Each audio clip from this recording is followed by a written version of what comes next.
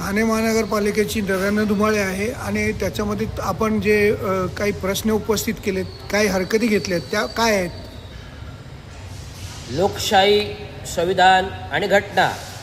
लोकशाही, संविधान आणि घटनेच्या राज्यामध्ये संविधान घटना प्रथम आहे. संविधान घटना प्रथम आहे. या संविधान घटनेच्या अनुषंगिक उद्धव बाळासाहेब ठाकरे शिवसेना, एकनाथ शिंदे शिवसेना हे वेगवेगळे झाले. आता केंद्रीय कायदा काय म्हणतो?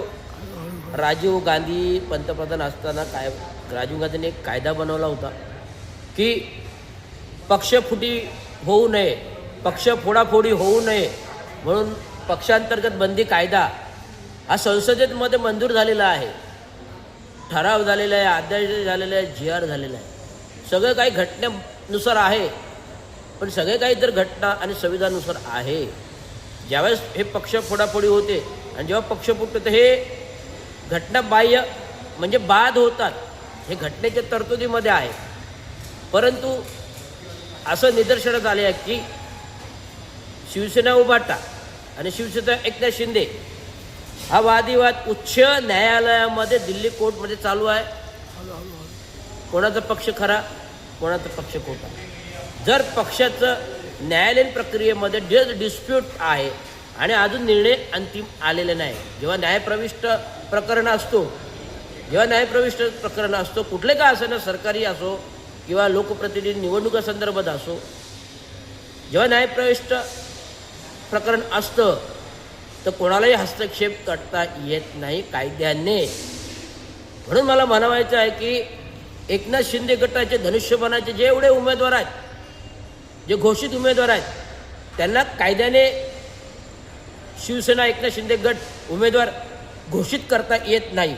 त्या अनुषंगिक घटनेनुसार हे मी पत्र दिलेलं आहे निवडणूक मुख्य ठाणे महानगरपालिका आणि तसंच मेल निवडणूक आयोगाला, महाराष्ट्र शासनाला पाठवलेला आहे की एकनाथ शिंदे गटाचे सगळे उमेदवार धनुष्यबाणाचे बाद होत आहेत. त्यांना पक्षाच्या निशाणीवर उभं राहता येत नाही, कारण प्रकरण न्यायप्रविष्ट राहतात. ते म्हणतील आम्हाला आयोगाने आदेश सूचना दिलेत, परंतु मला म्हणायचं, आयोग हा कोर्टापेक्षा मोठा आहे का? आयोग हा उच्च न्यायालयापेक्षा मोठा आहे का? म्हणजे आयोग उच्च आहे का उच्च न्यायालय उच्च आहे, हे आधी फ्रेमिंग ठरवावं. त्यामुळे माझ्या मते उच्च न्यायालय सार्वभौम आहे आणि उच्च न्यायालय जर सार्वभौम असेल तर उच्च न्यायालयाच्या ज्या डिस्प्युटेड प्रकरणामध्ये कोणालाही उमेदवार घोषित करता येत नाही, शिवसेना एकनाथ शिंदेच्या गटाला. त्यामुळे जेवढ्या उमेदवारांनी फॉर्म भरलेत, मी त्यांना आज निवडणूक आयोगाला हरकत दिली, निवडणूक आयोगाला मेल पाठवले की हे उमेदवारांचे धनुष्यबाणाच्या निशाणीवर लढता येते, त्यांना अपक्ष म्हणूनच लढावं लागेल. हे हरकत का दिले?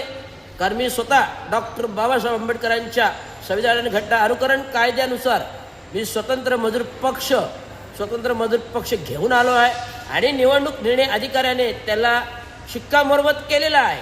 घटनेनुसार, संविधानानुसार शिक्कामोर्तब केलेलं आहे आणि आम्ही स्वयंभू आहोत. आणि या स्वयंभू प्रकारामध्ये आमच्या वडिलांनी 70च्या दशकात 2 नगरसेवक दिले. नगरपालिका, नगरपरिषद असताना महानगरपालिका झाली. प्रथम निवडणुकीमध्ये वसंतराव डावखरे सारखे बलाढ्य नेते निवडून आणले, महापौर बनवलं, विधान परिषद उपसभापती झाले. असं हे चांगोळ शिंदेचे दैनिक कार्य आहे. तेच कार्य घेऊन महाराष्ट्र म्युनिसिपल कर्मचारी पुरस्कृत स्वतंत्र मजूर पक्ष. धन्यवाद. जय महाराज यांनी ही हरकत निवडणूक आयोगाने आणि ठाणे महानगरपालिका निवड नक्कीच विचार करावा, एवढं मला सांगायचं आहे. आणि जे उमेदवार 1 टर्म, 2 टर्म, 3 टर्म, 4 टर्म उभे राहतात त्यांनासुद्धा मी हरकत घेतलेली आहे. हरकत का?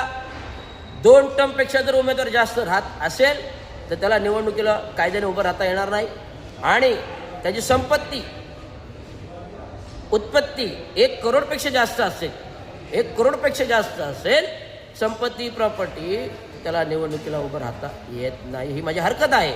आणि आणि ज्यांच्या घरामध्ये 4-4 उमेदवारी दिलेल्या आहेत, 4-4 उमेदवारी दिलेल्या आहेत, अशा लोकांचे उमेदवारी राहण्यास माझी हरकत कायद्याने आहे. ही हरकत निवडणूक आयोगाने ग्राह्य करावी. एवढंच सांगायचं. धन्यवाद. जय महाराष्ट्र. जय हिंद.